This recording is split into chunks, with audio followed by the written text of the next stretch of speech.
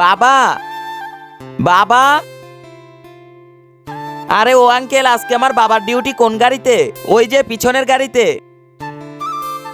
আরে বাবা, আজকে তোমার ডিউটি এই গাড়িতে? আমি তো ভেবেছি তোমার ডিউটি আজকেও শাওন ভাইয়ের গাড়িতে হবে। না, আজকে আমার এই গাড়িতে ডিউটি পড়েছে। কিন্তু তুই স্কুল ড্রেস কেন পরেছিস? বাবা, আমি লুকিয়ে লুকিয়ে স্কুলে যেতাম, আর আজকে আমার স্কুলে অ্যাডমিশন হয়েছে। আরে বাবা, তোকে আমি কতদিন বুঝিয়েছি এই পড়াশোনা আমাদের মতো গরিবদের জন্য না, যত তাড়াতাড়ি কাজ শিখবি ততই তোর জন্য ভালো হবে। কিন্তু বাবা, আমি পড়াশোনা করতে চাই। বাবা, আমি তো তোকে পড়াতেই চাই, কিন্তু সরকারি স্কুলে তুই ভালোভাবে পড়তে পারবি না, আর প্রাইভেট স্কুলে পড়ানোর মতো ক্ষমতাও আমার নেই। এখন কান্না না করে বাড়িতে যাও, আর কালকে থেকে আমার সাথে কাজে আসবে। পরের দিন সকালে হে আল্লাহ, পবিত্র কাবা ঘরের ছবি দেখে যে একটি লাইক আর একটি সাবস্ক্রাইব করে দিবে, তুমি তাকে হজ করার তৌফিক দান করো, আমিন। রাশেদ, এই নে তোর আজকের টাকা। আর মানসুরের ছেলে কোন গাড়িতে কাজ করে? মালিক, ওরা 4 নাম্বার গাড়িতে কাজ করে।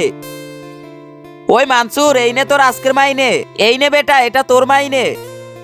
আরে বাবা, মালিক তো আমাদেরকে নকল টাকা দিয়েছে। নকল নোট? আরে না বাবা, এই দেখ গান্ধীজির ছবি। তুই এখনো বাচ্চা, তুই বুঝবি না। বাবা, গান্ধীজি তো বুঝলাম, কিন্তু দেখো এখানে কি লেখা আছে, বাচ্চাদের জন্য খেলনা টাকা। চল এখনই মালিকের কাছে যাব। মালিক, আপনি আমাদেরকে নকল নোট দিয়েছেন। আরে এই গরিবেরা তো বুঝে গেছে। দাও, এদিকে দাও। আরে বেটা, ভুল করে হয়ে গেছে, নাও, এই নাও আসল টাকা। চল বেটা।